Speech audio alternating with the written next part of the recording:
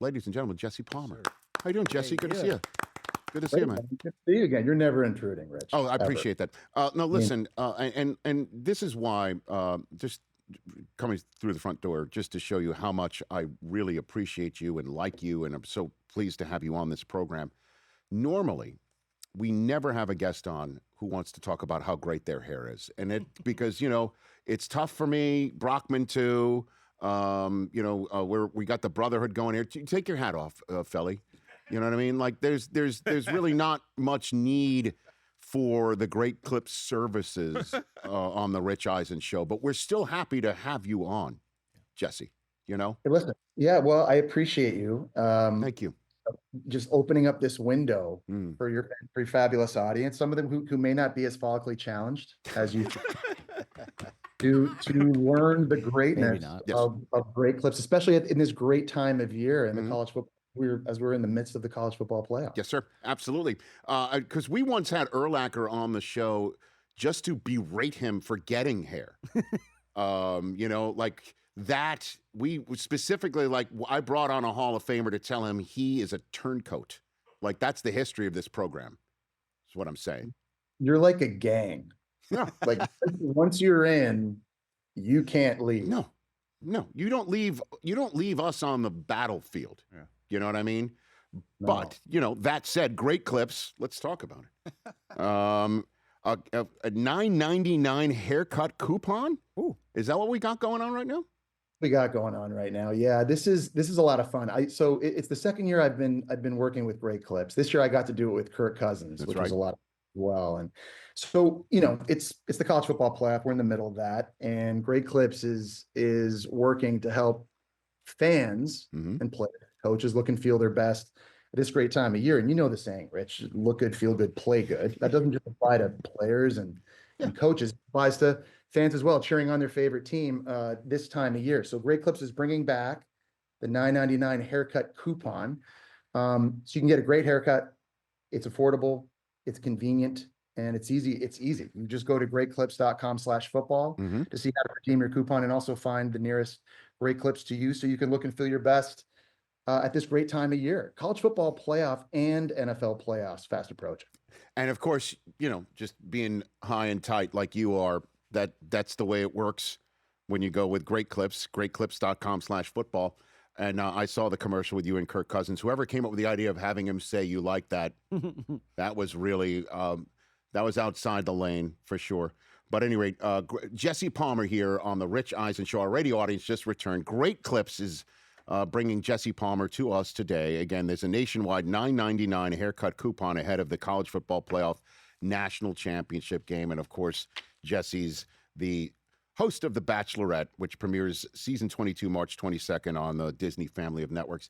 It is great to see you, man. I really love watching you do what you do and listening to you call these games. Wide open, right? Anybody remaining can win it all, correct, Jesse? Or is it Indiana's to win? I feel like Indiana's the best team right now. It's funny, man. It's so weird. This is the first time in the college football playoff era that Alabama or Georgia or Ohio State or Clemson are not in the college football playoff. We're not used to seeing this. So there's been a lot of new blood. Indiana's been sensational all year long. Whether you watch the Rose Bowl and you watch them demolish Alabama, or if you'd seen them throughout the regular season, you know just how good you are.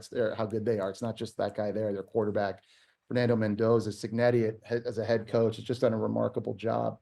Miami's an exciting team to watch right now. I think Miami can win it all. Just the way they're dominating right now in the trenches, running the football with Mark Fletcher, their ability getting after quarterbacks. They've got 12 sacks through 2 playoff games going into this thing. And that matchup with Ole Miss and Trinidad Chambliss, that feels like a coin flip right now too, especially the way after watching Chambliss play this season. We call their playoff game against Tulane in the first round, but his performance late in the game against Georgia, against that defense, I thought was absolutely sensational. And then I just saw Oregon in person a few weeks back at the Orange Bowl. Their defense was absolutely fantastic, phenomenal. They're playing with a ton of confidence and a ton of swagger right now. And that's a rematch with Indiana, a game that was close in the fourth quarter for a couple interceptions by Dante Moore. So yeah, this is going to go right down to the wire, and it does feel like it's anybody's. I think Indiana is the team people should be focused on. I think Miami's playing maybe the best of anybody right now, but four fantastic football teams right now still Well, to you've go. known me, Jesse, for a long time. You know, I'm not one of those guys on the air that gets surprised that nobody agrees with my takes, but I did say after the Rose Bowl coming on last Friday that Indiana's the bullies of college football. They are bullying people. And then the pushback that I did see from that did surprise me. I didn't think I was saying anything, on a ledge here, but they're bullying people, man. They're crushing people, and they're seemingly schemed up better, and they're executing better. And we got to get over the fact that Indiana has been, I don't want to call it substandard, but they just haven't been a blue blood for decades, and we just got to get over that right now. Yeah, well, Indiana was an example of that. They have been the last 2 years. Texas Tech this year. I mean, they went to the portal. They had a lot of big splashes. A lot of guys hit, especially on that defensive line. That completely changed their outcome as well. The NIL era, the portal era, is changing rosters and talent on teams so quickly now. This Indiana team is not your grandfather's Indiana team. It's not it's not it's not a basketball school anymore. I mean, they're becoming a dominant football program, and it starts with Frank Signetti and his staff. You're absolutely right. I mean, watching them play this year from a scheme standpoint, they're as laced up, as buttoned up, as prepared every single week. They never get out coached. He has done an outstanding job. And then beyond that, they've gone to the portal and they brought in a lot of talent on both sides of the ball as well. And Rich, to me, they don't look like they have any weaknesses. They can run the ball. Obviously, they can throw it with Mendoza. They're really good on the line. Their defense can stop the run, and they get after you rushing the passer. I mean, there's not a lot of holes in this team. And honestly, a microcosm of just how dominant they are was that Rose Bowl game against Alabama. I guess if you had said to me at the start of the year, "Hey, they're going to play Alabama, Yeah. and they're going to beat them in the Rose Bowl. They're going to beat them, Jesse," I would have said, "Okay, sure. I could see a big physical contest going down to the fourth quarter. I like that." I never saw that coming. I mean, that was all three phases, and it was. I mean, they just ruined Alabama, and so if you're Indiana right now, you've got to be playing with tons of confidence. You're going to have this is going to be a war against Oregon. I'm sure of that. And they're going to earn it. If they go all the way and they win and they beat Oregon, they beat Miami, Ole Miss, whoever they beat, they'll have earned it. But this is as impressive a team I've seen in several years now. They look Yeah. really. It was a battle in Eugene earlier this year. It was a 10-point Indiana victory. And then there's the Ole Miss situation. I don't know. I mean, that's such a, I guess, a staid phrase here that we say in the business that just you could throw everything into it. But part of me roots for them because of what happened.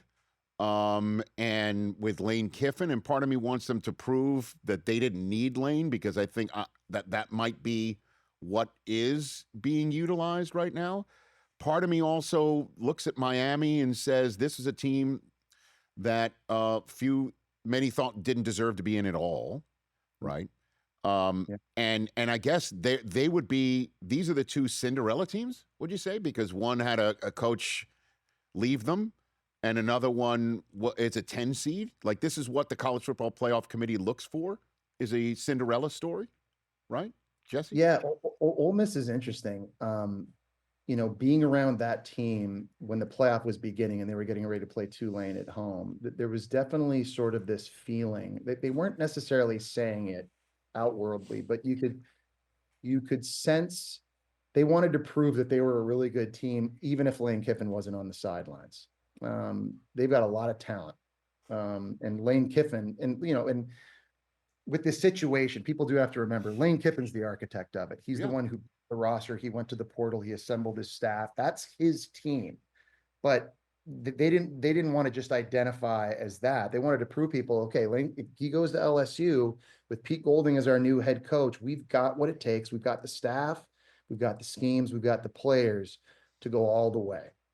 And I've been really impressed. They're a physical team and they can run the ball. And Trinidad Chambliss late in that game against Georgia He's on fire. On fire, man, Playing on fire. absolutely out of his mind. Yep. Absolutely out of his mind. And I remember watching that and thinking, like, God, like he might not get another year of college football if his waiver for eligibility to come back next year doesn't go through. But after this game, he might be a second round pick Yeah, anyway, that's right. based on how he's playing. Like, he's playing out of his mind. He made so much money in that game for himself in his future. And they're just playing with a massive, massive chip on their shoulder. And then you mentioned Miami too. And I remember, being with Joe Tessitore, and we were doing a game late in the year. I forget what it was. I think it was the Big 12 championship game. And the whole thing was, is it Miami? Is it Notre Dame? And we went back and forth on that. And we both thought Miami deserved to get in. And so many people got upset that they weren't deserving to get in. But this has been another example, and just goes to show you, for the record, I think both Miami and Notre Dame should have got in. I don't like two group of five teams being in. Yep. I think Notre Dame should have been in front of JMU. But I mean, when you're hot and you're playing the way Miami is right now, man, and you're peaking at the right time, they at times look unbeatable too. Is it So fair going to to college, say, oh, sorry, is it fair to no, say that's that, yeah. well, Golding in that game, the de facto SEC championship game, right, last week, he kicked two 55-yard field goals. You think Lane would have done that? Because they win by 5. If they go for it and don't get either of them, right? I'm just wondering if Golding brings a different sensibility to the sideline that actually dialed it down at the right time, that actually wound him dialing it up against Georgia. Jesse, It's a good point, Rich. It's a good question too, and I do know that Pete Golding is different that way versus Lane Kiffin in those critical moments in games where head coaches have to make those critical decisions to go for it on 4th down, to kick field goals, to punt. What do you do? We asked Pete Golding about that, and he had said, Lane was more of an analytics guy, and we'll still look at the analytics, and we always have someone standing by us with all the analytics telling us what we should do. Pete Golding, for whatever reason, is a momentum guy, and he really sort of feels the emotion and the flow of the game. I don't know if that's a defensive coordinator thing or maybe. from his background, but that's just how he sees it. And he is a little bit different. And I don't know if that means he's as aggressive or less aggressive. I think it just depends on the situation, but I know he feels it and calls it a little bit differently. And it is interesting. It's obviously nice when you have a kicker like that that's just knocking him through from 55 plus. He would have been good from 65 on some of those kicks, by the way. But yeah, it is a unique difference in their coaching styles in those critical junctures and moments. Let's dive into the portal here. Listen, I think the kids deserve money. They deserve money. They deserve all that they can get. There's so much on the table. And part of the large reason why is because of their play and their popularity. This is what we watch the games for. But I just have a problem with there being free agency every year, where every year now a coach has got to re-recruit his own players. Roster retention should not be on the minds of every coach remaining in the college football playoffs right now. And it just seems to be out of control. And it's only a matter of time. We already have a litigious situation with what's going on with the Washington Husky program and their quarterback. What's your 2 cents on this development predicament, Jesse? There just needs to be some kind of reform and some sort of unilateral reform. I think scheduling is one thing. Mm-hmm. I don't think players should be allowed to be contacted while they're preparing for playoff games. I don't think players should have to leave their team in the middle of a national championship run. I think players, when you sign a contract, I think you have to play there. In the situation in Washington now, where you're re-entering the portal after you've actually physically signed a contract with Damon Williams, is obviously very unique. I think players should sign for periods of time. Yep. I don't think you should be able to just jump every single year unless your head coach leaves. I think if head coaches leave, I think that's a little bit different. But I think there's a whole litany of things. Should there be a salary cap so that it's even and it's fair? But then how do you enforce that? Some schools can afford more than others. Some schools have richer donors than others. Right now, it is absolutely the wild, wild west, and there does have to be reform. It just can't continue like this. Yeah, man. I mean, I'm looking, just preparing for this interview because I'm a professional, Jesse. Jordan Davison of Oregon is out. He got hurt. The running back is out. and he's among 12 players listed as out for the Ducks for the Friday game against Indiana. 8 of the other 11 are portal transfers. That's why they're out. They've left. They're gone. I mean, could you imagine, man? We've got all these wild card games coming up this weekend. Could you imagine if, say, Will Anderson of the Texans enters free agency and he's not playing for the Texans? You know, it just as an example. It's crazy. This is nuts, man. It's not the way it should be. No, it's nuts. And so either you got to move the games back earlier into December so you can get the season done. If you want the portal window to open right after January 1st or whatever it is, get those games played.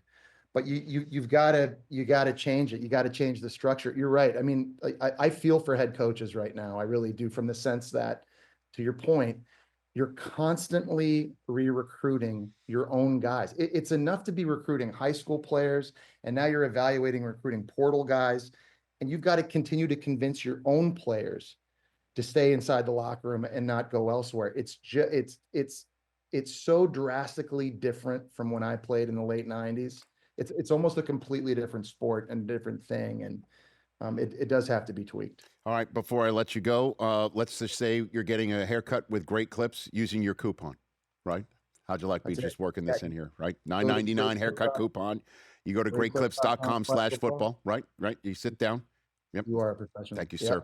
You're sitting down, and I ask you while you're getting your haircut looking as great as you do, who wins the national championship? Who makes the national championship game, and who wins it all? I'm going to go out on a limb. I think it's going to be Miami. Ooh. I think it's Miami and their ability to run it right now with Mark Fletcher and that D-line and how dominant they've been in the trenches. That's still where I think college football games are won and lost. And I just think they're hot at the right time. I think it's going to be Miami winning at Hard Rock Stadium at home. Oh my God. Oh my God. And I might have to get an air tag on Michael Irvin and just keep track of him. If that happens. He'll probably be there. He might not have a belt, but he will be there. Who do they play? Indiana? They beat Indiana? It's going to be India. I think it'll be Miami, India. How about that? Yeah, Mendoza coming home to Miami against the Miami Heat. That's actually a great story. Yeah. Okay. Look at you, storyline guy. All right, let's get you back on before Bachelorette. Back here in studio. Yeah. None of this March, Zooming things. We got before March. Yeah, we got time. We'll do it. Yeah, I'm a Disney guy now. You're a Disney guy. Come on now, let's get it done. It's good to see you, Jesse Palmer. You want this, you got that. No way, watch them walk right past you. Run fast while you have the chance. Don't speak, let them know.